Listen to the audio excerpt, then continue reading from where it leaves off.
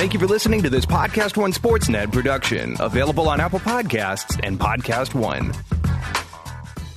The following program is a PodcastOne.com production. He started in a small town in Texas. Worked his ass off to become one of the most famous wrestlers of all time. We're going to take care of business tonight, and that's the bottom line. And now he's dominating the world of on-demand audio. And he's doing it for the working man. This is a damn good outlet for me to spew the bullshit off my brain. Yeah! This is the Steve Austin Show. Unleashed.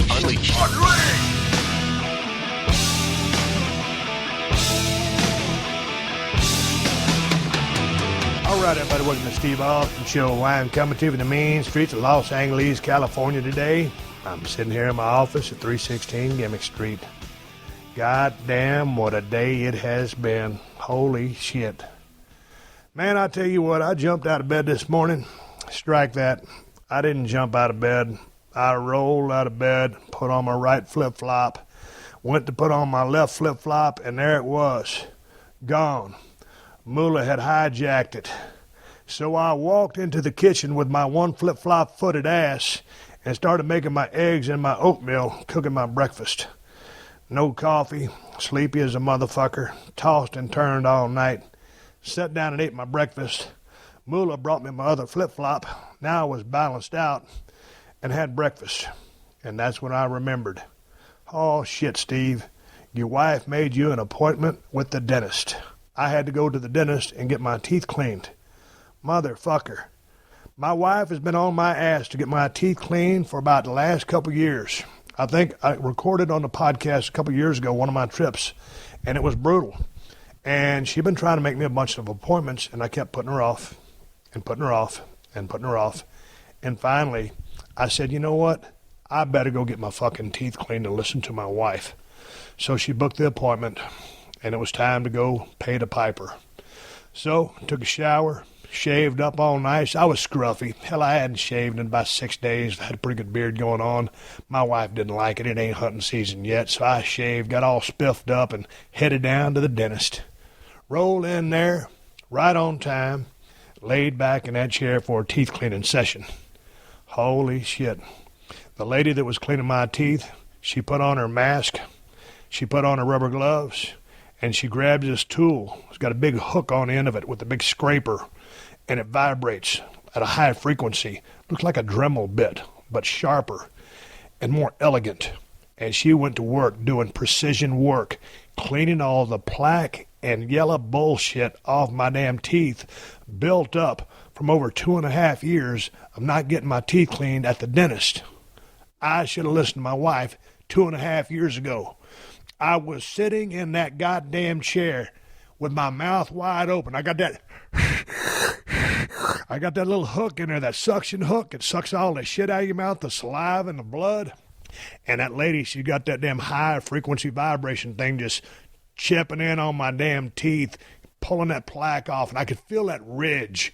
I could feel that point go over that ridge. I knew that's what she was trying to grind down. I was like, oh, fuck, I'm going to be here a while.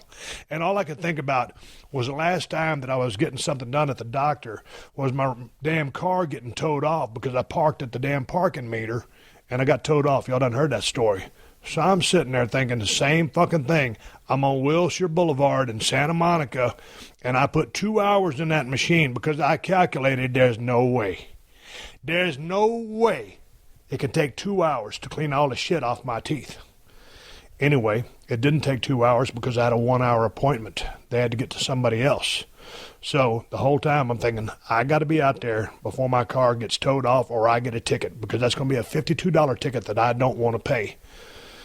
The teeth cleaning session lasted about 55 minutes. And bless that lady's heart that was cleaning my teeth. She wore glasses, and she had that germ thing across her face. And, you know, there was so much shit. I was thinking, you know, like there's almost like that damn movie where that guy was flossing his teeth and all these chunks are hitting the goddamn mirror. I was just thinking pieces of damn chicken and beef and fish and broccoli was going to get on this lady's glasses, and she's going to need windshield wipers to get those motherfuckers off there so she could see what she's doing. And she kept working, and she was really gentle, and my gums were bleeding like a motherfucker. And then I was like Jesse Ventura in Predator. I ain't got time to bleed. And there I laid, bleeding with that suction thing, sucking all the goddamn blood out of my mouth. And I'm thinking, dude, you should have listened to your fucking wife. Those 2.5 years she kept telling you, go get your teeth clean, go get your teeth clean, go get your teeth clean. I said, no, they're all right, I'm brushing them. I use my dental floss. Hey, man, here's a heads up from yours truly, Steve Austin, the owner of the Steve Austin Show podcast. If you're a guy and you're driving down a truck because that's what you do, go get your teeth cleaned. If you're down in a coal mine and you're out there picking that coal out there doing what you do, heavy, badass work, go get your teeth cleaned. If you're an insurance man or a teacher or a plumber or an electrician, I don't give a fuck what you are. Do your due diligence. Take your ass down to your dentist on your dental plan. Hopefully you got some insurance. And go get your teeth cleaned, because you don't want to put yourself in a position I put myself in. I had so much shit on my teeth. By the time that lady got done, she goes, I did the best I could, but we're going to need to see you again in about 2 weeks so we can finish the job. And here's the thing. When she was working on my teeth and I was laying back in that chair with my mouth wide open like an idiot, drooling, and that thing sucking all that spit and blood out of my mouth, she was using that damn bit. During the middle of the process, not even the middle, it was about 3/4 done, while she was working on my damn mouth, she rolled over to the damn cabinet and removed the tip that she was using to work on my teeth. And I'm thinking, okay, is she going to put on a different tool? No, she put on the same kind of gimmick scraper with a curve and a sharp thing on the end of it. I had worn out the first fucking Dremel bit because I had so much plaque and bullshit built up on my teeth. So don't put yourself in a position that I put myself in. The thing about it is, that's oral, the mouth, that's oral surgeon, oral dentist. That's your oral cavity. You get so much germs built up in your damn mouth, it can fuck with your whole system. Anyway, I'm going back for my follow-up session, and you got to keep your damn mouth clean. I brush my teeth, I floss my teeth, I think I got pretty good hygiene, but take your ass to the dentist and get your shit cleaned by a professional. You'll thank me once you do it, and you will be amazed at the difference you will see and feel. Anyway, enough about all that bullshit, man. I tell you what, my guest today is Rob Van Dam, the whole effing show down there in ECW. Guy who had a hell of a damn run, really nice guy. He came by the crib last Saturday, and we spent 2 hours talking during prime college football watching hours. And you're going to hear the first part of that conversation today, and we're going to roll the second part next Thursday. But it was good sitting down and talking to Rob Van Dam, because I remember wrestling Rob. I think it was a Monday Night Raw TV one time. I was burned out, and I wasn't in a good space, and we had an okay match. And me and Rob, we never hung around together in the hotels and just in general. So this conversation, like I told him, I said, man, as many times as I've crossed by Rob, and we always say hello to each other in the airport because it's always good to see one of the boys. I said, man, this is the first time I've ever really sat down and talked to you. So we had a great conversation. It was good talking to Rob. And he's got a bunch of cool stories about how he came up and paid his dues and down there training with the Sheik and his ties and his relationship with Sabu and all kinds of great stories. It was really cool to talk to Rob Van Dam for such a long time, and he's a very interesting guy and had a hellacious run. And at the end of the podcast, I've got a badass match for you to watch with Rob in it to see him in action down in ECW. But before we get to Rob Van Dam, the whole effing show, let me tell you how you can get your hands on some pretty exclusive WWE merchandise. Sign up for Loot Crate's new WWE Slam Crate. It's a bi-monthly mystery subscription service for fans of the WWE Universe. And the first Loot Crate in the series is the Founders Theme, which celebrates some of the greatest firsts in WWE history. Here's what I can tell you about it. It's got the first card from Austin Aries, and a few of the Loot Crates will have autographed versions of that card. You'll also get a shirt back from the grave and accessories from a very special First Lady of Wrestling. This is an exclusive Superstar Collectibles line created just for the WWE Slam Crate. You can't get this stuff anywhere else, people. The WWE Slam Crate is delivered every 2 months, and for less than $30, you get over $60 in merchandise in every crate. I'm talking licensed gear, apparel, collectibles, unique one-of-a-kind items, and a lot more. And if you go to lootcrate.com/unleashed and use the promo code unleashed, you can save $3 off any new subscription. That's lootcrate.com/unleashed and use the promo code unleashed to save $3 off any new subscription. But you got to get your order in by 9 p.m. Pacific Standard Time on the 19th or you'll miss out.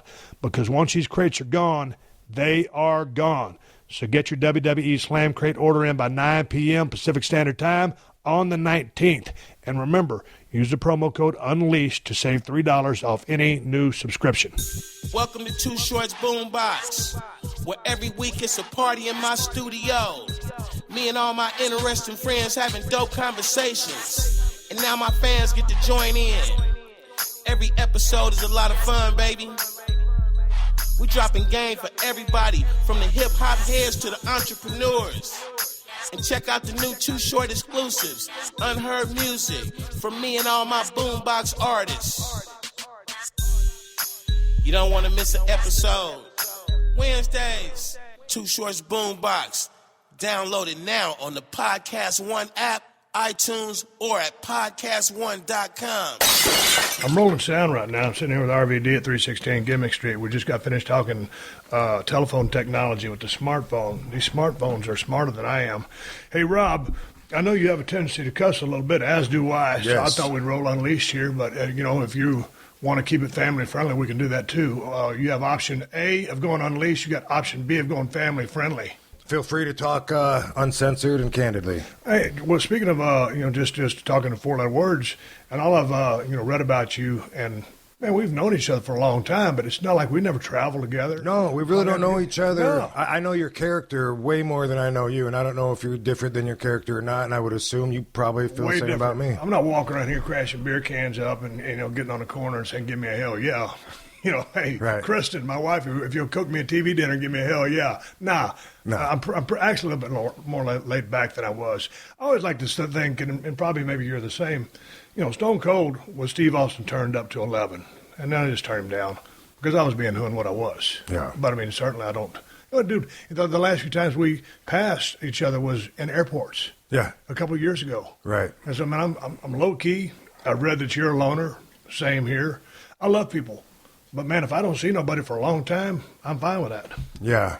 Well, yeah, and it's a lot to do with energies, from everything is energy for me. Like, that's the way I see the entire world. Has it been like that ever since you grew up? Because in I watched a lot of your interviews, and you always talk about positive energy and vibrations. Yeah, it's always, it hasn't, I would say I wasn't aware of it until, I started getting into martial arts as a teenager and started, meditating and started having some of this taught to me. But as an adult, it definitely became a higher priority, and the more recent years, it's more and more important for me to try to better myself spiritually, and that's something that I hope to always do. If you ask, what's important, what am I doing right now? I'm just trying to be a better person every day, and I know that I am, because every time I look back, whether I'm looking back a week or several years, I always look back at the flaws and try to fix them. Like, that's part of, I don't know if it's a self-perfectionist in me or what, but if I look way back to the me that the ECW guys knew and stuff, and I think of 96, 97 RVD, I think that kid was an asshole. Really? I was cocky.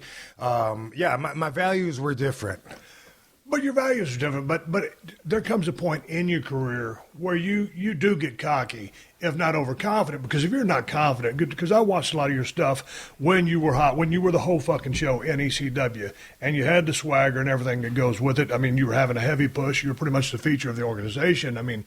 If you don't believe in yourself, it kind of was a parallel to a lot of guys. But Sean was kind of like that as well. You guys are completely different animals. But, dude, if you got in show business, or you got into the wrestling business, and, pretty much a direct quote from you is, hey, man, your whole thought process on going out there to work was show off. Yeah, and that's all I've really enjoyed about it. I never really enjoyed trying to deliver someone else's message. And there's a certain amount of acting to it. Obviously, if I do a promo, and to be the best professional wrestler, you have to be good at delivering someone else's message. But, that RVD, that they are living through, they meaning The Office, well, that's my brand. That's what I live off of. So it's not the same as just acting. Like my personal values, I can tell you that this next Monday when I'm in whatever fucking Poughkeepsie, that the TV title championship match means more than anything to me, but fuck no, it doesn't. Yeah. I don't give a fuck about that. I have way different values, and the more I came in touch with that in recent years, the less passion or ambition I have for wrestling.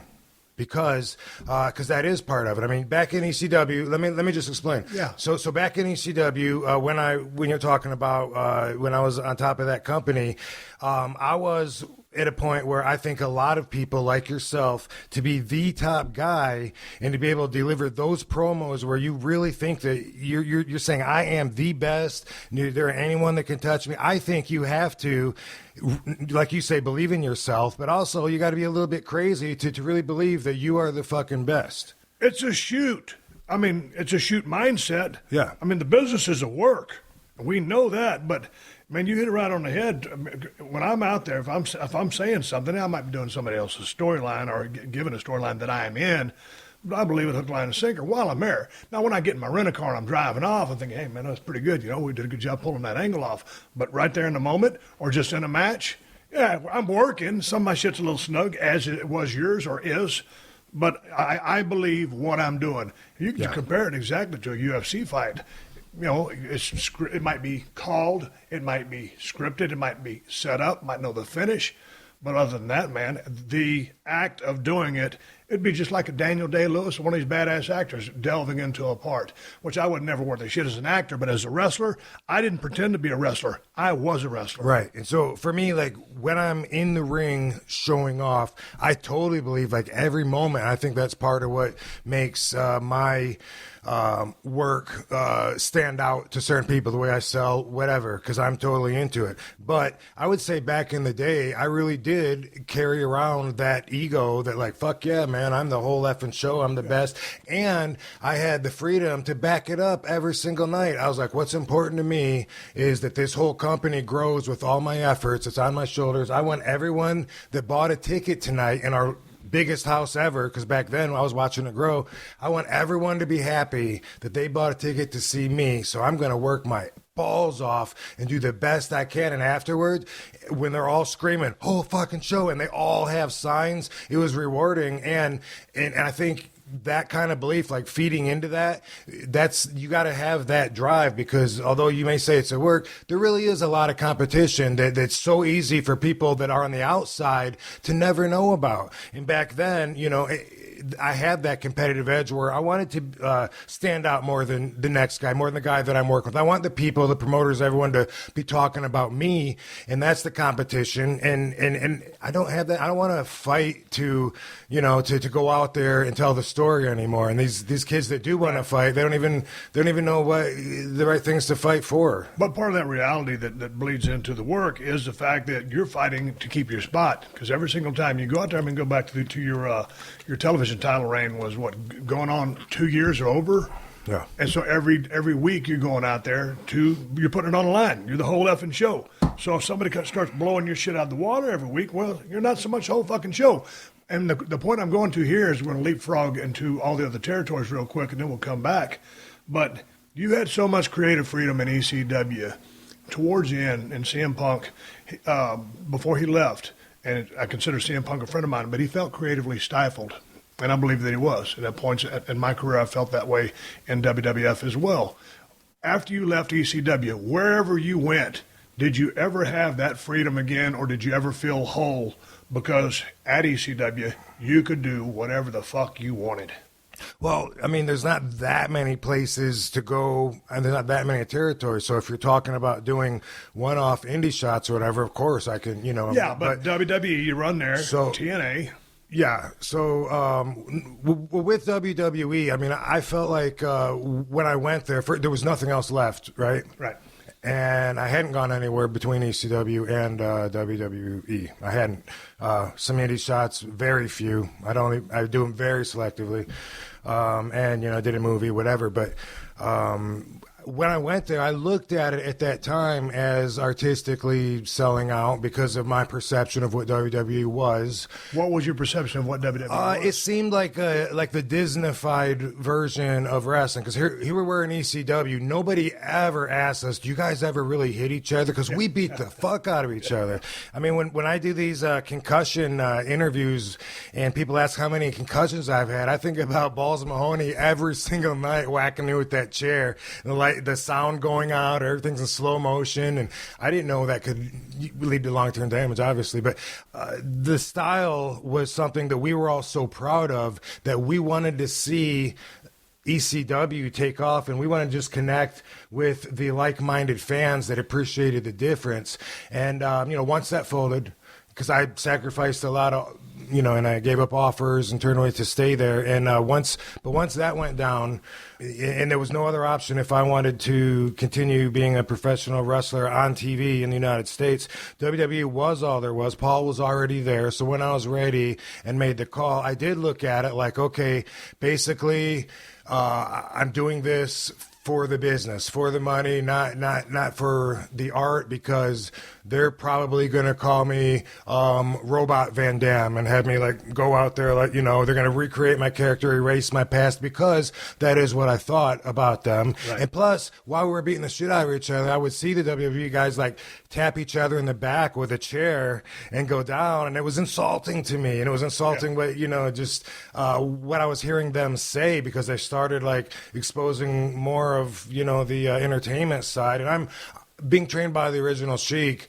I have those old school values that I still can't compromise, and I kind of feel like, why should I now? I'm on my way out now. I'm not really trying to do much. You know what I mean? So It's hard for me to think about changing my values of really believing that that it's about beating the guy and trying to win the match. And did you think at any point now, looking back, that in ECW I stopped in there for a cup of coffee. Paulie gave me a call. My arm was busted. I got a chance to cut promos. He taught me how to cut promos. There was tremendous promos being caught, badass matches that were going on, great character development, and I got some freedom to go out on a limb.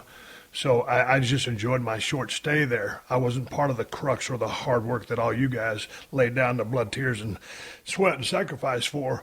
But my question is, now that you look back, with the violence level being as high as it was on a night-in, night-out basis, wherever you guys were working, how often you guys were working, specifically television tapings or pay-per-views, at some point do you think collectively the boys started out working each other, just going overboard with the violence? We all kind of had our own niches, yeah, right? And so, right when I got there, Sabu was my mentor, yes, already. So I believed anything that he said. At that point in my career, if he said, hey, go slap that guy or whatever, I'd be, all right. I don't know. I would just do whatever he said. And right when I got in the dressing room for the first time, he said, those guys are the shits. Those guys are the shits. So that was fact to me. It was just okay, fuck those guys. And then we would watch the different styles, and Sabu and we already were doing those kind of matches. We had been that's what we did with the tails and flying out and all that. So we would do that, and the crowd was really reacting. And then and the crowd liked everybody for different reasons, but my ego, didn't have that same appreciation, So I was like, oh, that guy can't wrestle. Or that guy needs to bring weapons in, or that guy needs to bleed every night because he can't work. And that's kind of how I saw it all back then. But obviously the fans loved it. So, I now looking back, I can't deny that. And I know that we were a family, even if at the time, like I said, I kind of think I was a bit of an asshole. I think ECW, it was very special, and it certainly made a lasting impact in the history of the business. I was glad I stopped through there. But do you think ECW would have worked had it been based out of Los Angeles or Kansas City, Missouri? Was there something special about Philly and the fucking ECW, that shithole, the bingo hall? I mean, with respect, when I talk about buildings, I mean it with respect. There was. No, there's no question in my mind about it. Like, that part of the country, their culture is so different. And, you know, when you get to travel, you see how different people are from the Northeast and, like, say, down in the South, you know, or West. Yeah. When ECW started to travel with their shows, we found those same people and brought them out of the woodworks in every state. And it was amazing to see. But then again, those fans were actually imitating the fans that they saw on TV from the Northeast. But just to explain the difference in their culture, I was the first time that I took my wife to Philly, we were at the diner, the Philadelphia diner there on Oregon, where we used to go to, and we were just getting food at night, and the waitress, you know, she comes over and she just looks at her and she's like, you know what you want? And my wife was looking like, gee, and she okay, I'll take this, and she ordered it, and she's like, you want sugar? You know, or you want steak sauce? Whatever she was like, you? All right. And she just walked away, and my wife goes, is it just me, or is that lady a bitch? And I said, no, but everyone is like that here. That's the way that they are. They're rude to each other, and they expect it, and they don't mean anything by it. Yeah. All right, Rob, I want to talk about your formative years. Go back to high school and when you started your martial arts training. But before we do that, I need to give a quick word of thanks to all the sponsors of the Steve Austin Show and to you guys for supporting all the sponsors. And that, of course, includes the one that could win you some serious instant cash, DraftKings.com, the destination for 1 week fantasy football. Here's why you should be playing fantasy football at DraftKings. You ain't got to worry about bench warmers like Tom Brady taking up room on your roster while you wait for him to serve his suspension. And you ain't got to worry about busts like the Rams running back Todd Gurley or Eddie Lacy on the Packers. Neither have generated many touchdowns or even rushing yards, and that means they're not generating points for your fantasy team. At DraftKings, you're not stuck with the same lineup week after week. You can draft a different quarterback, receiver, running back, and tight end every time you play. You won't be up at 2 a.m. in the morning trolling the waiver wire looking for someone to replace your latest injured player. At DraftKings.com, you're never out of the money, and if you use my promo code UNLEASHED, you can play for free with your first deposit. And this is a good weekend to do it because DraftKings is hosting another huge fantasy contest with over $1 million in total prizes up for grabs. So get to DraftKings.com now and choose your players for this weekend's contest. And if you use my promo code UNLEASHED, you can play for free with your first deposit. That's promo code UNLEASHED to play for free for your share of over $1 million in total prizes this weekend. Only at DraftKings.com. Eligibility restrictions may apply. See website for details. We've all taken jobs to earn some extra cash, and if that's the position you're in now, there's an easier way to do that, thanks to Uber. Uber's the ultimate side hustle. It's not just another job. It's a totally flexible way to earn. You can turn it on and off just like your car. If you have a few spare hours here and there, drive with Uber. If you're driving right now, you should be earning right now. So do it. Every day is payday when you drive with Uber because you cash out whenever you want with Instant Pay. Instant Pay lets you cash out your earnings up to 5 times a day with no minimum amount required. And who doesn't want to be their own boss? That's what Uber lets you do. So if you need some extra cash, if there's something special you'd like to buy, if you need flexibility in your schedule, if you just want to be your own boss, sign up to drive with Uber today. Go ahead. Get your side hustle on. Sign on to drive with Uber. Go to uber.com/drive now. That's uber.com/drive now. One more time, uber.com/drive now. Steve Austin, Unleashed. Hey, let's go back a second to your developmental days. Well, hell, I was going to talk about being trained by the Sheik, Ed Farhat. But let's go back to your formative years in either junior high or high school. I know you started taking martial arts, taekwondo, stuff like that. But when I watch you work, you seem like just a well-rounded athlete who could be able to do anything you wanted to. Did you play football, soccer, baseball, track? I dabbled very little in anything. I remember being in track for a little bit, and mostly I was just jumping on the pole vaulting mats, goofing around, getting in trouble. And I remember joining baseball and shit when I was real young, like the other kids. But, Because that was a thing to do? That everyone did, yeah. T-ball. I remember striking out with T-ball. I couldn't hit the damn ball. So I never saw myself, and no one else either saw me as being a great athlete. And it was like something where through being a wrestling fan, once I knew that I wanted to be a wrestler and I wanted to make that happen, I joined high school wrestling and I quit for the same reason, because I wanted to be a pro wrestler. I was 165 pounds and the coach was telling me that he thought I could drop down to like 137. I'm like, what? Dude, I want to weigh 237. I was eating everything I could trying to be big. So I started getting into martial arts outside of the school after that. I actually didn't know that that athletics was a special niche or something that I was seen as being good at until it was like 97. Taz did an interview one time and they asked him who he thought the most athletically gifted wrestler in the business was, and he had said me. Yeah. And that was the first I'd heard of that. Like, it was like a virgin thought. Like, really? But I mean, what about as news to you that you're a good athlete? Yeah. I mean, I knew, in a comparative scale, yes, because I was a good athlete. I knew I was, but to be considered one of the best, looking at the scale of the wrestlers, I was like, yeah, but what about like Rey Mysterio and these guys? I mean, if you're talking about just moves and shit, and usually people to that would say, yeah, but for your size, Rey's so little, and whatever it is, that inspired me to start. You know what? I'm gonna start outdoing my moves every week. So I used to run and jump over the top rope and not touch it and do a flip and land on my opponent before other guys were doing that. Then I put a chair there and I would run, jump over the chair and the rope. Next time I'm in Philly, 2 chairs, and that was the elevation. I mean, you were talking that's about what that ECW you were was. talking about progression of how you would do that's that. That's how ECW was. Doing that. You built up to it. But then let's go back to your wrestling school days. So how do you join up? Because for a shoot, you're a Battle Creek, Michigan guy, right? Yes. Okay, you're an LA guy. Yeah. So have you lived in just both of those places, or were there places in between? No, I traveled once I was in the business. Okay, but how did you find the Sheik to train you?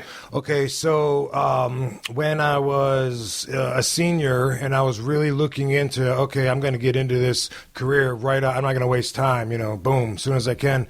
I did a lot of research. There was a magazine, Pro Wrestling Illustrated or something, that had send $5 and we'll send you a list of all these wrestling schools, and I did that, and I was corresponding. I wrote or called all over the country, talked to the Monster Factory, Larry Sharp. I could hear people taking body slams in the background. I was so excited, like, wow, talked to Johnny Hunter in North Carolina. He told me that marriage and business don't work well together. He was right.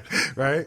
And anyway, I thought that I was going to go to Killer Kowalski's school. Like that was what was going to work out for me. And it was, the tuition was important, the credibility, who they had trained, how long they'd been there. And I put a lot of thought into this. Yeah, I mean, I was a smart kid. I mean, you'd be surprised only knowing my wrestling character. But my gift before being athletics actually was an academic gift, and it's like something that I'm tapping back into now after dumbing myself down. Did you excel in high school from the scholastic? No, in earlier years I did. Although I did have a scholarship to go to Michigan State that I did not. That I went to wrestling school instead. Right. So I was bagging groceries, doing all these odd jobs, saving money to go to wrestling school to see Killer Kowalski, and this big dude comes through. And I started saying, man, if I had your size, I'd make it so much money, man. I'm going to be a pro wrestler. I started talking to him. He introduced me to the Sheik, and that was December of 89, the year I graduated high school. Okay, you graduated from high school in 89, then you go directly to start working with the Sheik. Yeah. Okay, so what did he charge you? I mean, or what did lessons cost? Because when I went to Chris Adams Wrestling School, it was $1,500. I never paid it all off, because we were working the loop, and that's how I got a lot of my push from just working an angle with him out of Jump Street. Sure. I really didn't deserve to have, but that's how much I was supposed to pay. I probably paid $1,000, $1,100, $1,200. Yeah.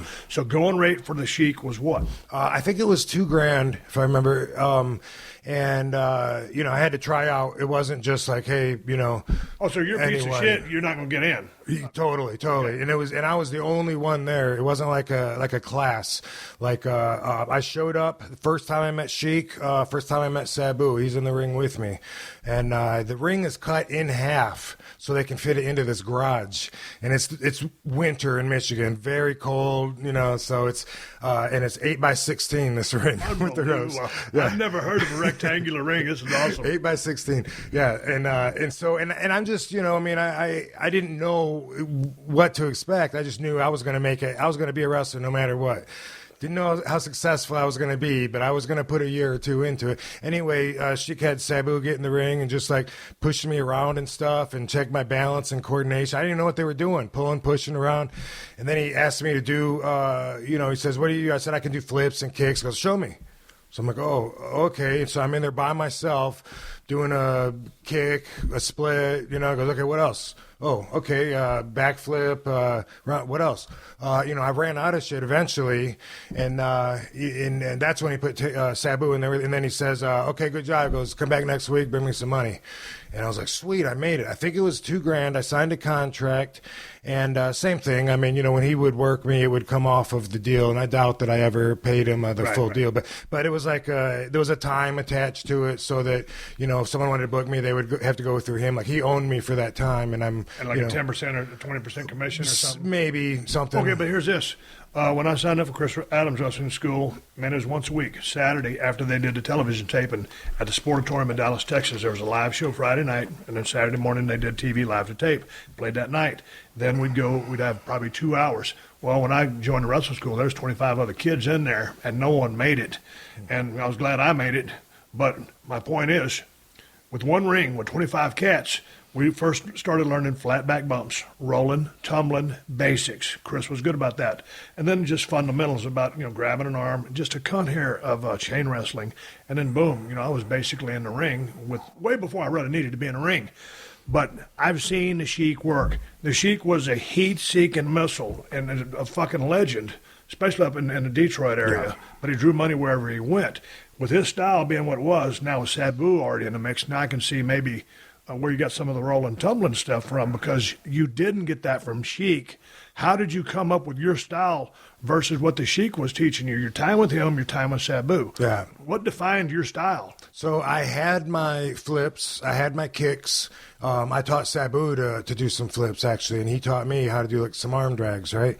I was already a show off, and I was already even extreme because I grew up every summer we'd go to this campground. They had a swimming pool, and I'd show off on the diving board. If everyone else was doing a flip and a half, I would have to do 2 flips. Everyone was doing a backflip, I'd have to learn how to do a backflip and a half, and I was already extreme. I got to, when I was a kid, I would walk on the diving board, drop down into a split, bounce off of my hamstrings up into a handstand, walk to the end of the board, and then do a flip from there. And that was, nobody was paying to see that. Straight up showing off. That's all it was about. Yeah, there was some girls around the pool, and those were the perks. Nobody was paying for it. But so what the Sheik taught me was you couldn't not believe in the business with the Sheik. Nowadays, a lot of times people teach safety first.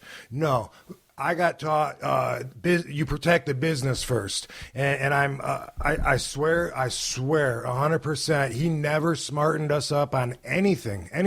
If you were completely oblivious to the fact that you're working with each other, you could go through his whole school and never even know that any of it was a work, because he never said here's the right way to land. He never said here's the right way to grab a guy without hurt. He wanted us to kill each other, and it was all about grab them, headlock them, take them down, squeeze them, and we could not be stiff enough. It was all, he didn't want to see kicks and stuff like that. He wanted to see reversals, go behinds, and anytime you're down, if I don't jump on you to try to beat you, to try to pin you, then I don't understand what the fuck I'm doing in the ring. Yeah, because you're trying to win. Yeah, that's the way we got taught. Like I'd put you in a headlock, and he'd say, "What, are you afraid you're gonna hurt him? Grab him." And I'd squeeze it, and he'd say, "You look like a couple of fucking cunts up there." And the last thing we wanted was for him to come up into the ring, and because he'd beat the shit out of us, he'd choke us, he'd bite my nose, and it'd be scary because he had big old eyes, and it would fire us up. That's was the way I he learned. Scary in person? Yeah, absolutely. I remember one time, this was it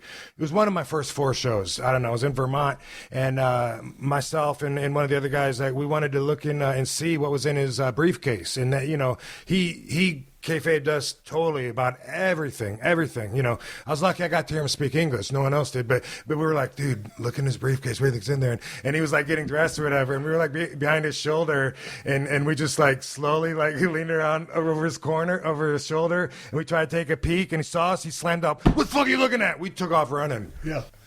He was scary, he was intimidating, and he made us believe in him. He made us believe in the business, and it was all about protecting the business. That's why it's so hard for me right now to adjust. Not that I'm really trying to, but even to accept the way that it's changed. And I understand evolution. I was a big part of it. I take responsibility for being a trailblazer, a pioneer in a style that changed. And I know the old timers didn't want that back then. Like Stan Hansen was so bitter when I was in All Japan because the stuff I was doing backflips off the guardrail. No one else was doing that there. And Stan was always like putting me down with that.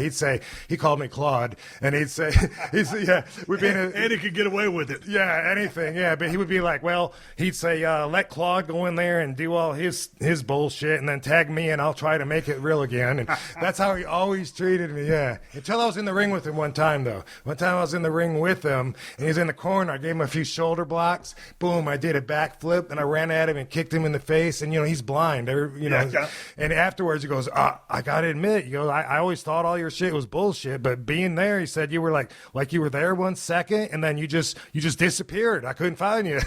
And I actually earned his respect like that. Well, yeah, by kicking the fuck out of his face, too. Yeah. I mean, because Stan was stiff. Yeah, no doubt. But I know back then that he was really bitter about the way it was changed, because he would, he'd be backstage saying, well, but then again, what the hell do I know, and I'm out of this anyway, so it doesn't matter. I don't want to be that guy. You know what I mean?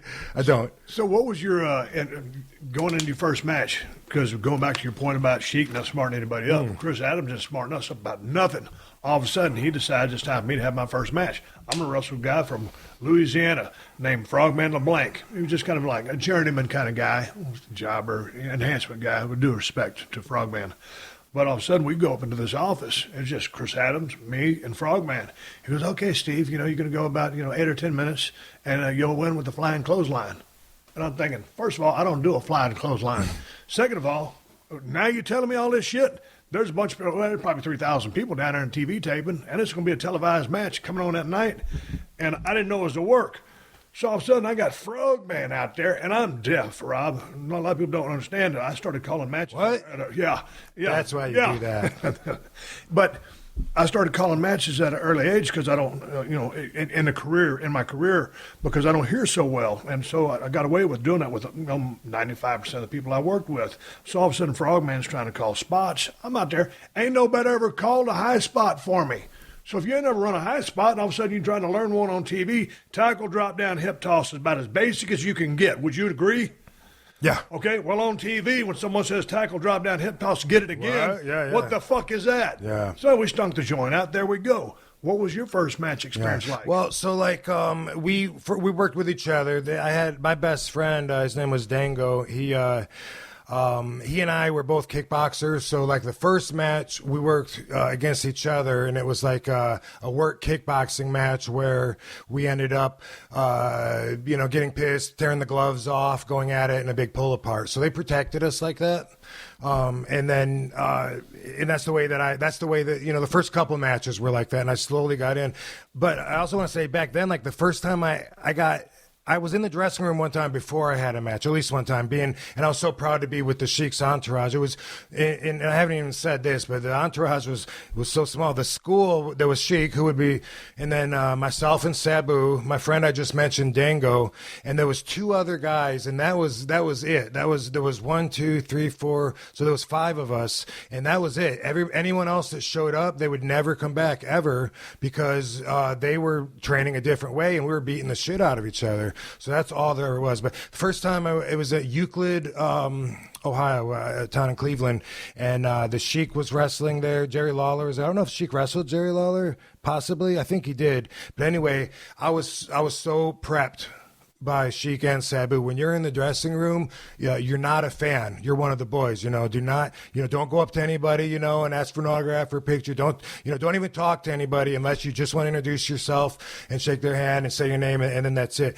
And he was like, otherwise, just stand there and don't talk to anybody. And I was like, oh, okay, cool. And I was taught that, so it was very early into my career that the part of being like a fan was kind of it kind of subsided, because I was taught that way. So it wasn't so many years down, it did become just business because I was taught early, you're just like them. These are just guys, So anyway, point is, now someone gets the tattoo on the back of their neck from when they won the championship belt, or the things are like so different, or they take a picture with the belt on their shoulder, stroking their heart on, and it's like back in the day, those guys, I mean, people like that would not have been accepted, right? Right. That's where I came in, like that kind of way. Okay, so let's talk about the point in your career that you really started to feel like pro wrestling was going to work out for you, that you were good at it.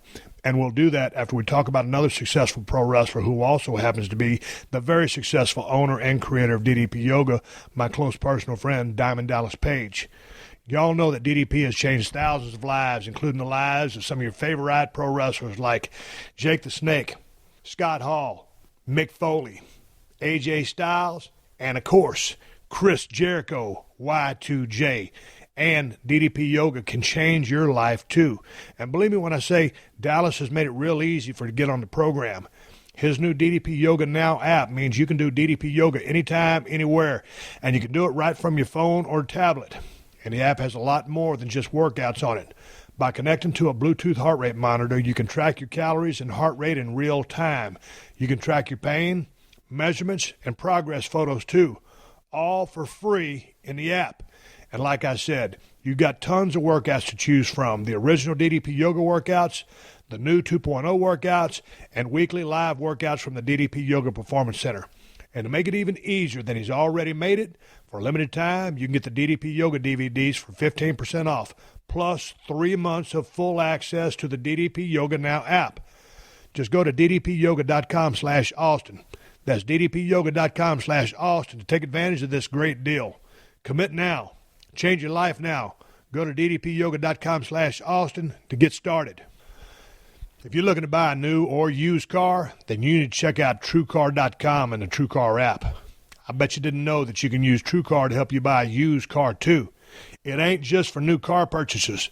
There are over 500,000 pre-owned vehicles available from TrueCar certified dealers nationwide, and there are over 11,000 TrueCar certified dealers. And TrueCar lets you get upfront pricing information on new and used vehicles and lets you see what other people paid for the car you want so that you feel confident you're getting a fair price. With TrueCar, via their TrueCar pricing curve, you see what other people paid for the car and you lock in your guaranteed savings. Then you can connect with a local certified dealer of your choosing. Take them your TrueCar guaranteed savings certificate and make your car buying experience quick and easy. Over 2 million cars have been sold to TrueCar users by the TrueCar Certified Dealer Network. And TrueCar users save an average of over $3,000 off MSRP. So when you're ready to buy a new or used car, visit TrueCar.com or download the TrueCar app to enjoy a better car buying experience. Some features not available in all states. At what point in your career did you feel like, hey, man, I'm starting to gravitate towards this. I'm picking it up. I feel like I'm pretty confident with what I can do with my skills in the ring from a mechanical level and then taking it on further to a psychological level? Well, I got told early on that I was good, and so I started really, being able to believe in myself. It was in '91 when I was in USWA. Ron Slinker, the man who eventually gave me the name Rob Van Dam, he was there. His stepson was Dennis Knight, Tex Slasher. Yes, so he was there, kind of, I guess, visiting him, and he worked the show too. Ron did, but he took to me. I was just I don't even know what they called me then, but I had short blonde hair and trunks, and he just said, he said, you got a lot of talent, kid, and he said, I think you're going to be a world champion someday. He said, I might be wrong. I wasn't wrong about Ricky Steamboat. I wasn't wrong about Randy Savage. I just think, and I was just like, wow, my head blew up. And then he said he's starting a promotion in Florida, and then I was on the phone with him like every week. Are you ready? Are you ready? Are you ready? I went down there before he was ready and helped open up the sportatorium. I was painting the bleachers, hanging the sign up, and everything up on the roof because I was so excited, And anyway, Eddie Mansfield said the same thing to me when I was down there in Florida. So I started feeling like wow, maybe I can really make it to a level in this business. But as far as putting it all together and really understanding the story and stuff, I feel like in order to really understand that, you have to be so well-rounded by being in all these different organizations. Right. When I watch the ECW matches now, I'm proud of the athleticism and the stories we told. It was relevant to that style. But when I look at, some of the non-selling and then, some of the moves that are the crippling moves that people are nipping out from, not that anyone would do that in WWE. Oh, the nip up? Oh, yeah. No, that works. Anyway, that's, no. Anyway, when I went to the WWE, and then it was more about, making each thing mean so much more and stretching it out. At least part of the adjustment was, and some of that shit you fight and you struggle with at first because you think, oh, they just can't keep up. But then after you accept it and then you learn to really appreciate it, then you look back at that, and then the other guys that don't have that yet, that think they're well-rounded. Right. And it's frustrating. When I was with TNA, there was a lot of guys that really felt like they had it and they didn't need to get better. They were fine with where they were at in their career, and they were in whatever. And then working with them was a little frustrating because there was a lot of times when they would want to do something and I would just be, and they would actually put up a, they would put up, well, I don't want to say an argument or a debate, but when I'd say, they'd say, they'd say, dude, I think, this move should be, I'd be like, well, gee, why don't we see what the agent thinks, and 100% of the time, D'Lo Brown would come over and be like, Rob's right, because and then he'd have to explain it. And after a while, I was just like, you know what? I'm going to be in my car. Just let me know when it's match time. Just want to go out there and show off. And I didn't enjoy that part of it, dealing with people that I feel, I don't want to say it's a lack of respect, but I'm more comfortable with how far I've come and where I'm at and appreciating that than some of them seem to be. Hey, you mentioned two names before you went on that little tirade there, or explanation, that rant. You brought up two badass names, Ricky Steamboat and Randy Savage, two of the greatest of all times. You happened to be there at WrestleMania 3. Yes. Right there in Detroit, right? Yeah. So how was that for you? Did you know at that point that those guys knocked it out of the ballpark? The bases were loaded and they hit a grand slam. I mean, that was just a spectacular match. Had fucking George Animal Steel, had Elizabeth out there, had the bell, the whole scene. What were your thoughts on that match? Because if you ask a lot of the boys in the business, probably in our generation, I'm probably a half generation ahead of you, that would be a lot of the guys' favorite match of all time. Yeah. Did that make an impression on you? Totally. I might have been, 14 or whatever, but I knew that, if I remember right, I remember thinking that was the best technical match that I'd seen at that time. The only thing to put against that is that I was still such a fan that I was still, waiting to see my favorites come out. So I even had a sign or a couple signs. I was such a mark at that point. So, sometimes your judgment is based more on, some of that. Okay, well, where you were at back then, were you waiting on Hogan Andre?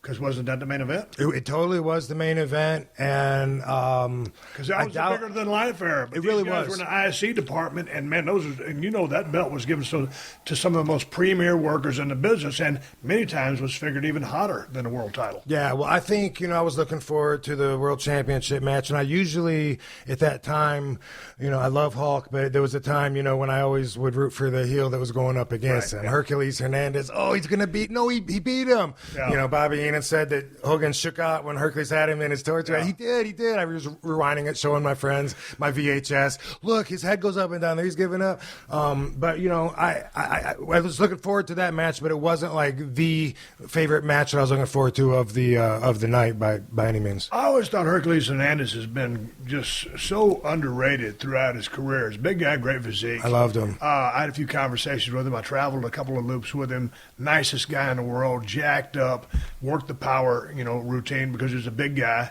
And I thought it was great. You come out there with the big chain, use the chain. But he gets overlooked a lot these days. But he was an impressive guy. He had a good run in his own right. Yeah, well, people, back to values, as I said, I'm always trying to become a better person. So there's something that I believe, and I'll ask you, because there's exceptions to everything, but I'd like to get your opinion on this. I think that the source of every conflict is mismatched values. And I think that the more I study, becoming a better person and my Zen principles that I apply to my life, I feel like the more accepting people are that you have your own values, I have my own values. If everyone just knew that, then there'd be like so much less conflict and struggle for energy. Because, when you're a kid, you're like, dude, why you wear those shoes? Yeah. Dude, why are you hanging out with that guy? Yeah. But that is the answer to that, because these are my values. What a stupid argument it would be to be like, dude, why is your favorite color purple? That shouldn't be your favorite. Dude, if someone likes purple, then fuck it. And I think that kids and adults, even wars, like everything is about, mismatched values and people just not accepting that. Like me, I accept that, and it helps keep me even keeled just knowing that, oh yeah, hey, that dude, he is dressed funny or whatever, but so what? That's his gig. Yeah, whatever. I don't care. Yeah. Yeah, back in my days, probably, in my early 20s, I was probably that guy. I was the former football player. I wasn't good enough to play pro ball, but I was good enough to get some scholarships, get a free education out of it. I thought it was pretty badass. I started getting, hitting the weights, really trying to get into the pro wrestling business, and, start hearing about Shawn Michaels. I seen him, because you're very competitive. If you ever watch NBA, those players, when they give each other props, it's just barely props because it's so competitive. Right. So you look at Shawn Michaels, hey, man, high spot guy. Right. Well, then when you work with Shawn, and all of a sudden that's when your eyes kind of go wide open, like, no, this motherfucker can really go. Yeah. But, there comes a time where, when you think you're the coolest thing on earth or whatever, or as a kid you're a little ignorant or you're not at a high enough experience level to understand why people think what they think and how or what shows them to come to this part in their life. I love talking to people. There's a guy I go out and visit in the desert every now and then. His name is Chuck. Chuck's 95 years old.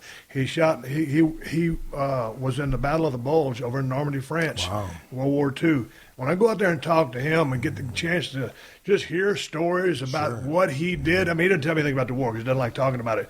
But when you just talk to someone that's older than you or been down through a bunch more shit than you, but just has more life experience, and you gain from that because you get a chance to sit on a learning tree. It's kind of like some of the veterans that either took you under their wing or me, and you learn from those guys. Just people in general, hanging out with or being able to communicate with older people. They always say respect your elders. Sure. Hey, I believe in that. Me too. Because they've been around the horn, they got more experience, they've been here longer than you, and they probably know much more than you. And I look back now at 51, if I'd have been I'm not talking about book smart, I'm not a genius, but if I know then what I know now, God damn. I had a pretty good run. I could have fucking probably magnified it times 2 or 3 if I'd been a bit smarter with myself. Yeah, and I don't really have too many regrets. When I look at things, I could have done this, could have done that, but the reason I didn't is because doing this was more important to me at the time, and that's where I'm at now. When I mentioned the values, the reason that I brought that up, just so you know that it's relevant, for me growing up, my favorite wrestler was someone that I don't think anyone has ever told him that he was their favorite, Leaping Lanny Poffo. Like he totally lost every match, but as a fan, he caught my attention because he was doing, flying head scissors and, cartwheels, moonsault out of the corner, even though we didn't know it was called a moonsault yet. Nobody was doing that. And so for me, in the monkey flip, and I was just like, whoa, and I pulled for him. Like, man, this guy, this is his night. He's going to win tonight. As a fan, I believed in that. And so to my values, they're more about being different, being exciting, catching attention rather than being like everyone else. And I've applied that to myself as well. I consider myself a non-conformist, and it's because I'm content meeting my own standards. I don't need to meet other people's standards. 2 questions. Did Lanny Poffo inspire, because you said the big monkey flip out of the corner that you used? Well, I mean, he was one of the guys, sure, but I mean, Well, not a whole lot of people were really doing that way. True. A monkey flip, yes, but not in the fashion, out of a turnbuckle with that kind of height or length. Yeah, I can't say for sure, but my whole style was inspired by being a fan of his. Then Brady Boone when he was that Battle Cat with a gimmick, a hood for a while. His first guy I see to jump up on someone's shoulders and do a victory roll. It's like, whoa, that's so cool. I got to try that on my friends. Yeah. Owen Hart, by the way, Blue Blazer. I love that. Seeing him drop down on the rope and bounce off his legs. I didn't know that was possible until I saw him do it. I didn't get any Mexican or Japanese wrestling when I was a kid, and I don't even know if they were doing that then anyway. Okay, that being said, before I get to that other question, to backtrack, are you a Lucha Libre fan just by the dynamic movement and the combinations and sequences they put together? Or is it not hardcore enough? It's I would say it's neither. Like I am impressed with the impressive moves just like anybody else. It's what bothers me about it is that one guy smacks the guy on his ass and he takes off running into the ropes. I don't get that. Right. I don't understand that. And, there's so many just weak, slaps to the chest. And I don't get that either. I mean, the Sheik would have been like, where are you going? That's what I'm saying. I was going to say the Sheik would be, I take somebody and I throw them into the ropes, and sometimes you can't tell if they look like shit when they're throwing. I mean, that's something that comes with experience, but sometimes somebody will do something half-ass, and if you overreact to it, then it makes everything look bad, and it's because this dumbass doesn't equal up to your efforts. It's an interesting note on throwing someone into the ropes, because when you throw so many ropes to deliver something, you throw, I throw everybody, whether it's corner to corner turnbuckle, you're throwing them with force and authority. But then on a technical level, going to the lucha stuff, it's a kind of halfway send-in because I think it's all a timing issue, and the guy's got to be under control, not to be coming back too fast to do whatever combination they were going to do. We're done with that. I want to ask you about what you just said a while ago, and it's on your shirt. Non-conformist. It says non-conformity on the shirt.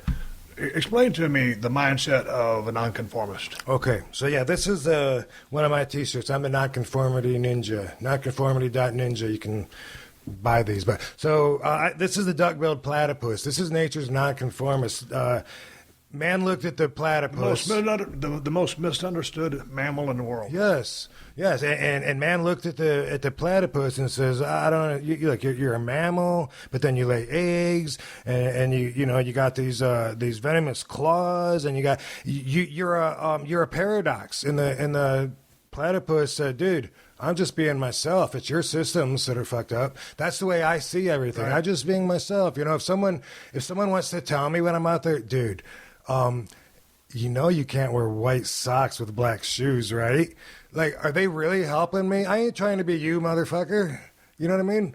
It's not that, and I don't want to offend anybody, so, I don't want to dress in a way that offends anybody. I'm not the best dresser. I'm not, a material person in a lot of ways, but I have, my own standards, and I realize that they're much different than everyone else, so, I look at a lot of people as followers, as sheep, and it's easier for them to be that. Follow a trend. Yeah, I don't think I'm necessarily a leader, but I'm definitely not a follower, and if people can grow from my experiences and what I share, I don't think that necessarily makes them a follower, but if they, I want everyone to realize their own values, realize their own priorities, take a look at what is most important to you in life, and write a list of that and think about that. You might know yourself a lot more from doing that. Oh, well, no wonder I can't get around to, to writing this or hanging out with this person. I'm too busy doing this because this is actually what I want to do. This makes me happier. I pay attention to my vibration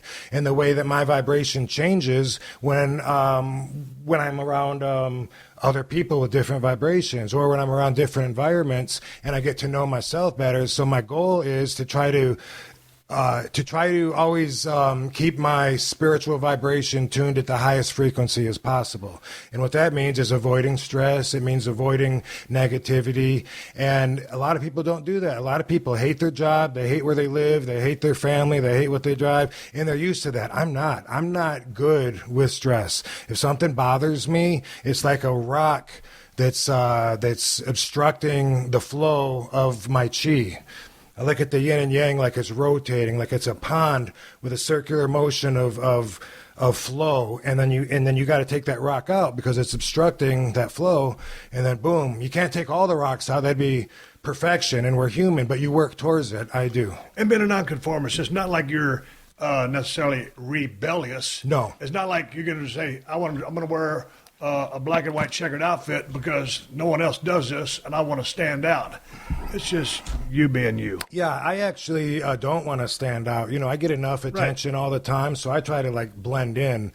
And it's about being yourself and just being content with that. And when you realize like, holy crap, I'm wasting so much energy trying to make this person happy because they say, I like listening to country music or rap music. And then my friends say it's stupid. Fuck them. Do what you want to do. Yeah. Speaking of music, what do you listen to? I'm not very musically inclined, actually. I listen to more talk or yeah, I guess if I have music on, I listen to it for the vibrant reggae. I listen to reggae because it reminds me of being in Jamaica, and that makes me happy. I listen to electronic dance music, usually because it reminds me of being in Vegas at the clubs, having a good time, and that brings a positive vibration out of me. And it's usually that. I can't tell you like free bird. Like I don't get that. That's also a thing with values. Like how can you argue about who's better than someone else when entertainment is so subjective it's to all the person? Subjective. Yeah. And you can go to the box office and see how many people like these people, but subjectively, well, I'll tell you right now, one of the biggest rock and roll bands of all time, The Who, and the Rolling Stones. I didn't really get them. I got a bunch of other shit, but I mean, they're two of the best bands in the history of rock and roll based on box office. But so I guess going back to subjectivity. Yeah. You talk about vibrations a lot. Yeah. Each time you come upon somebody, do you feel their vibration? I mean, is something like being around? I know when I'm around a super negative person, but with all the Zen stuff that not all you're talking about because I'm asking you to talk about it. With all the Zen stuff and the vibration stuff, you're not like a happy-go-lucky guy. Like, you're just a happy motherfucker. But you just focus on being positive, and you seem like the glass is half full. I wouldn't go around just saying, yeah, he's energetic as fuck, he's up. No. Yeah, so. No, but mostly people do, the feedback I hear mostly when people encounter me, they say what a cool down-to-earth guy he is. I hear that I'm positive. A lot of people are inspired by my positive outlook. A lot of guys in the business that know me say the same thing. But yeah, I'm not one of those. I'm envious of those people that have so much energy that they can't sit still. I'm the opposite. Those people that like, boom, they get stuff done. I have projects. Most of my projects take 10, 15 years because I just get to them when I can, and they're still important to me, but that's kind of more my pace. Yes, I feel everybody's energy. You exude a vibration, whether you know it or not. It's in the tone of your voice. It's in the way that you carry yourself, and I don't just feel like your vibration, but I'm feeling mine interacting with yours, and that's more of an inner study because that's how you find out, I like this, but I don't like that. Think about it this way. You can't think good thoughts and feel bad at the same time. All right? Think about that. You can argue if you want, but also you can't think bad thoughts and feel good at the same time. You can't do it. They're directly linked. So as a person, you actually can choose what you think about, and you can consciously take yourself out of a bad mood. If you have a list, if you're like, oh, I'm so stressed. Right. Wait, let me think about what makes me happy. It could be anything. Oh yeah, watching porn, puts me in a good mood. Whatever it is, if you have that to go to, you can control it. We like to sulk sometimes, and we feel like we own punishing ourselves, or we try to fix something that can't be fixed, and that's something that I do a lot. I go back in time. I'm still trying to figure out how to keep my dog from dying in December, but I can't. There's nothing I can do about it. Right. So yeah. So if you think good thoughts, you feel good. You think bad thoughts, you feel bad. What kind of vibe we got going on here? It's a good vibe because I feel very much like I don't have to adjust my vibe very much. We started saying at the beginning of this, I was saying, we don't know each other that well. I know your character. Yeah. So your character and the energy that your character exudes has it's called an energy manipulation, and it's you use one that's called intimidation. That's something when someone's really loud and they're forcing your focus on them, then that drains people of their energy. And let's take like. But that was in an anti-authority type setting when I was being fucked. So that was the thing. But okay, but no, it was about me being loud and wanting the attention. It was about, hey, the system's fucking me. They're poking me with a stick. But it's about Stone Cold being the boss. Yeah, it's about Stone Cold being the boss. In character. Right, and then, that's what we're talking about. And then it's saying, hey, get over here, kid. You need to do this. Go do this. Like in real life, that would be somebody that I would never want to be around. Correct. You know what I mean? And in fact, if someone is loud in the room and then it becomes like a struggle to see who can hold the conch. Yeah. I'm turned off from that. And normally I'll be an introvert, and I'll just, if I'm in the room, I usually won't talk because I'll let them talk. You know what I mean? Right, yeah. And that's really have a point to make, and that's in certain contexts. But in coming up with all this, and watching some of your stuff, I know you're heavily intrigued by the mafia, and you were intrigued with the movie industry here in Hollywood. I mean, you researched all of that stuff. Yeah. You got books up to your ceiling about it. So then when you talk about the energy fields or vibration and all the Zen stuff, how much did you research that? Because I know you live it. So you know that from living it, but how did you research that? So one of the first books that was a life changer for me, it's called The Celestine Prophecy.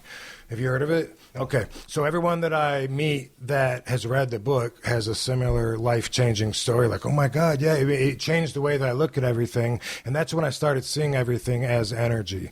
And that was like when I quit. When I left WWE back in 2007, like I finished my contract and I chose not to resign. They wanted me to resign, but I was really, I needed to work on my spiritual health. I was so burnt out. And I was tired of being just the guy that says cool or whatever, but at the same time, I didn't want to say, this pay-per-view means more than, my family to me, fuck that. But anyway, I needed to get away. I didn't know how long I needed to get away, but it was real important for me to discover the other parts inside of me. I started doing this RVD TV and I did RVD radio. I don't even know if any other wrestlers were doing like podcasts back then. I don't know. It was something important to me, and I would discuss thought-provoking topics, whether it was something people wouldn't talk about. Could be, marijuana legalization, could be abortion, it could be God, whatever. I was, just, hey, let's just see what we can get out of this kind of. I enjoyed that so much, and I grew so much from that. The book Celestine Prophecy is it's a fictional book, but it deals with non-fictional elements to those of us who are inclined to be spiritual. So it's about a guy that goes to Peru in search of a manuscript that has 9 insights towards spiritual ascension. But when you read it, people like us, like me, they can relate to every single insight, like that's me, oh my God. And anyway, that was a life changer for me. It changed like how I interact with people. I try not to take their energy, so that it's even. I try not to give my energy unwittingly. And then, I enjoyed The Secret. Most recently, something I would recommend, it's called The 4 Agreements. The 4 Agreements is a quick, easy read, and I love it. That's the most recent spiritual book. And basically the concept of the 4 Agreements is when you were born into this world and you were an unaffected spirit, that was like the true you. But then right away, the true you gets polluted with the worldviews. So people say, this is the way it is. You're going to go to school. You're going to get a good job. Okay. Jesus is right here in the room with us. And you're going to, do this. You're going to get married. You're going to have kids. Whatever everyone tells you, you learn to accept that as fact as a kid. You hear it so much, you might rebel against some of it, and then adults win because they're stronger, and you accept it as fact. So with the 4 Agreements, you take this point in life and you try to reprogram yourself so that you can try to find that true spirit that originally was supposed to be here. And so there's just like 4 things that you apply to life. When did you read the 4 programs? What's it called? 4 Agreements. The 4 Agreements. Did you go through the process?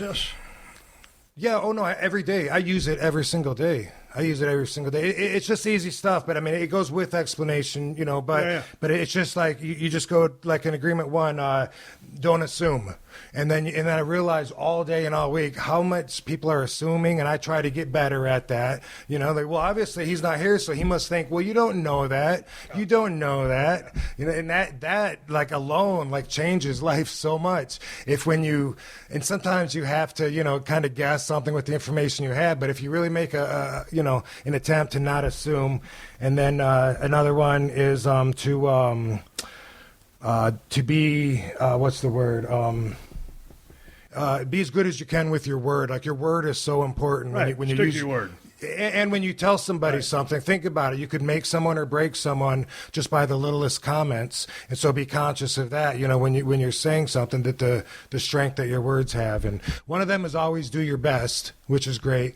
And then I can't remember what the other one is. I'll blurt it out while we're talking about the next thing. Well, it's interesting that someone would say do your best in a book, but that's when you've been taught. So you get these three your whole life, but many people that gets lost in life sometime about doing your best, just doing enough to get by. For sure. But I also relate it as that's the fourth agreement in this, so I relate it mostly as do your best at applying the other three agreements. Gotcha. And then you're all set. Hey, man, talk to me about The Secret for just a second. Someone gave me that book a couple years ago. I don't read very good, Rob. And then got ADD, and shit, I just don't like to read. If I'm going to talk to someone, I'll read their book, whatever I got to do. Nonetheless, The Secret. Bottom line it for me. What was The Secret? Okay, so basically your vibration that you put out into the universe, which is based on your thoughts, which is based on some effort of trying to be positive and trying to be grateful, so thankful for life, count your blessings, and try and always be in the attitude of gratitude. And that vibration you put out into the universe brings back into your life things of a similar quality. Likewise, if you put bad out there, bad will come back to you. Okay, and with that being said, do you think also birds of a feather flock together? I mean, maybe that's the wrong way to put this. If you, Rob, you're a good person, if all of a sudden you were hanging around with a bunch of degenerates, is that going to change who and what you are? Instantly, just with the vibration I'm talking about. When I go out, when I leave here, if someone comes up to me, both of our vibrations change to meet each other, and so instantly I gravitate towards people that have a vibration more similar to mine, and I tend to want to be around those people more than people that my vibration has to adjust for so much, because that can be frustrating, and that's how I keep spiritually balanced, is the conscious effort to do that. If I'm around somebody and because a lot of times people are stressing you out, you don't even know about it. Like in the back of your mind, you're just like, I don't know why I'm in a bad mood. It's because this asshole right here, because you're adjusting, just to coexist. Get the fuck out of there. Get away from him. How long did it take you before you started applying these theories to your life? I mean, because coming from a kid, I'm just guessing in Battle Creek, Michigan, you're doing your high school, your show off, martial arts. When did you? I mean, how were you? I mean, were you a little out there? I know you're highly intelligent, or are, but you hadn't picked up the Zen stuff yet. So where were you on the maturation process when you started applying this to your life? Right. Well, I mean, it's all been like a progression. And like I say, starting with martial arts? Yeah. So in martial arts, when I was a teenager, that's the first time that I started meditating. And the first time I remember somebody explaining their perspective and their version of how they meditated, he was a karate instructor, and he was telling us to imagine, our eyes are closed, we're in the meditative position, and he's talking us through it, and he's telling us to see ourselves like from a bird's eye view. And so I was trying to imagine that, me sitting there in the class, there's, 10 people there, whatever. And then he kept zooming out. Now imagine yourself, in this block. Imagine you, just with this block. And then imagine you with the city of Battle Creek. And you got, you're looking at yourself from the space, and you're like, how insignificant are my problems that I'm stressing over, that my homework is due Friday and I didn't read anything, or that this girl, isn't hitting me back, or whatever. Like, your problems, when you look at yourself as just being a drop in an ocean of all these spirits, then it really changes your perspective. And that's the first time I remember seeing it like that. It's not just all, Rob's world and everyone else is a character in it. I mean, it is from my perspective, but when you change that perspective and you look at it, dude, life is here, boom. And then life is here and then it's so short. You and I have seen so many of our friends pass away, and it's like, knock on wood, hey, we're still here. Hopefully in several years, hopefully we'll be able to still say that. Who knows statistically? But the thing is, to look at all of that and realize that that does happen. Make the most out of your life. While you're here, if you want to do it, go for it. You're not going to be able to think about it later, or if you do, and you're in heaven looking back at it saying, oh, I should have done this or that. What fun would that be anyway? And that's a whole other subject, talking about afterlife. But I'm just saying, you're here for so long, even if we live to be like on the high side of average, we're like halfway done. You know what I mean? Oh yeah, I got more years behind me than I do in front of me. We've been adults longer than we were kids. Yeah. So, do you meditate on a daily basis now? No, but I wish I did. Why don't you? Because as an adult, I almost never can find a moment where time isn't a factor. And as a kid, time just lasts forever. Like summer vacation was like 5 years, you know what I mean? And so for me to meditate, I have to know that I don't just have 5 minutes or 10 minutes to sit here and do it, because for me, there's a goal to meditating. And it was a different guy that taught me how to meditate the way that I do now. And it has to do with trying to achieve a feeling of almost nothingness. I can describe it only as like floating or falling, and it is an out-of-body kind of feeling. In order to get there, I have to go through a lot of pointing out every distraction. So you get in the position, and I think about everything I can hear. Well, there's birds over there. There's a dog barking. There's a phone ringing. I hear cars, and you go through all that, and you think about, okay, what can I feel? Well, the air is blowing on me on this side. Yeah. You go through all the senses. I can, what do I smell? Maybe you smell. Maybe you feel the heat. You can feel the clothes. So I'll be like, I can feel where the shorts end on my leg, and then my bare leg begins.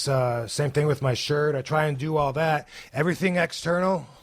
And then I go internal, and I think about my heart beating. I think about my breathing. I think about, where the tension is. And you can always, let me sit up straight. There's tension in my back. And then I go back and forth from pointing out everything externally and internally until I feel like I can remove every single distraction. And even when you're there, then like a lyric to a song pops in, or a word or whatever. So it really takes an indefinite amount of time to where I can pull all that away and actually like float for a little bit. And the rewards are so good. Sometimes I actually do feel like one time I was doing that outside an arena, and some fans came up behind for a picture, and I was in that floating state of mind, and I actually tried to like get up and turn around, and kind of felt like I did, but I didn't. And that's what I go for, and I can't put a time on that. So then how often do you need to meditate? I love the word need. Yeah. The word need is so crucial, and it has to do with values. Again, you see need different than I see need, different than anybody else. That's why it's so hard to communicate, because people only see you with their eyes. But your need. Well, I don't need to at all. I find it very beneficial and useful. I wish I meditated every day, and I meditate irregularly. Like sometimes it could be like, you know what? Right now would be just a great time to go out. I meditated yesterday in my sauna last night, and I was like, you know what? I'm just here doing nothing, sweating, and it was, it's irregular. I wish that I did it more. I find it beneficial in many ways. I feel better. My reflexes are always so much quicker afterwards, which is something that you may or may not expect. But that thing where you knock something off the table and you grab it in midair, you notice when you catch it like on 10 times as much right after you meditate, then you can compare shit like that, And anyway, that's how you notice the difference. Besides just the clarity, the feeling healthier, you got physical, spiritual, and mental. You got to keep all three in balance, right? Physical, I'm all right with where I'm at now. I got to maintenance. I keep in shape, and like for a lot of people, that's most important. They're trying to get the newest work. But okay, cool. I'm trying to grow spiritually, and that's where the focus is. And also, of course, mentally, I'm stimulated by doing things outside of wrestling because I had to dumb myself down so much to be able to wrestle and be okay with what's going on in there. Okay, well, I want to get into more of your meditation practices and also want to jump back into wrestling, but they're giving me to go home cue, so we'll have to get that all on next Thursday's show. So part 2 of my conversation with Rob Van Dam is coming up next Thursday on Unleashed. Right now, it's time for my video of the week. My video of the week is the man himself, the whole effing show, Rob Van Dam versus Jerry Lynn, Hardcore Heaven on YouTube. It's about a 15-minute match. All the bells and whistles, everything but the kitchen sink. Very physical match, lots of cool stuff, and lots of badass shit from both guys. A great match. Check it out on YouTube. Rob Van Dam versus Jerry Lynn, Hardcore Heaven. All right, now, ProWrestlingTees.com/Steve Austin is about to have a bunch of new T-shirts from yours truly. All the ones I wore on the new season of Broken Skull Challenge. And the best damn IPA on the planet is Broken Skull IPA at El Segundo Brewing Company here in Cali. And you can get it at Whole Foods and Total Wines if you live up in this neck of the woods. If you don't, check out InsideTheCellar.com or BrokenSkullRanch.com to see if they ship to your state. And I appreciate all you guys supporting the sponsors of the Steve Austin Podcast because they're the ones who let me do this for you free twice a week. So big thanks to DDPYoga.com. Go to DDPYoga.com/Austin to get 15% off the DDP Yoga program and 3 months of full access to the DDP Yoga Now app. To DraftKings, go to DraftKings.com and use the promo code UNLEASHED to play for free with your first deposit this weekend. To Loot Crate, go to lootcrate.com/unleashed to save $3 off any new subscription. To TrueCar and Uber. And, of course, to Amazon, who have been supporting this podcast since day one. And Amazon is the best place to get the Broken Skull cold steel pocket knife. Just $75 for the most badass pocket knife on the planet from myself and Cold Steel Knives. And if you order the Broken Skull cold steel knife through my Amazon links, Amazon will kick back a couple of bucks to the podcast. It won't cost you anything extra. There's no hidden fees or charges. You can buy whatever you plan on buying and help out the podcast in the process. And you can find my Amazon links by going to PodcastOne.com, clicking on the Killer Deals button in the top right corner of the page, and then hitting the Steve Austin Show button. I've got Amazon links for Amazon USA, UK, and Canada. So again, go to PodcastOne.com. Click the Killer Deals button in the top right corner, then click on the Steve Austin Show. You'll find all my badass sponsors, all my Amazon links, all that stuff. You ain't got to buy nothing special. There ain't no extra charges or hidden fees. Buy whatever you plan on buying, and Amazon will kick back a small percentage to the show to help cover production costs. Bookmark the goddamn thing so you can find it easier. Hey, keep listening. The 60-second AP News headlines are coming up next. Until next time, folks, my name is Steve Austin, and I will catch your ass down the road. Download new episodes of Steve Austin Unleashed every Thursday at PodcastOne.com. That's PodcastOne.com.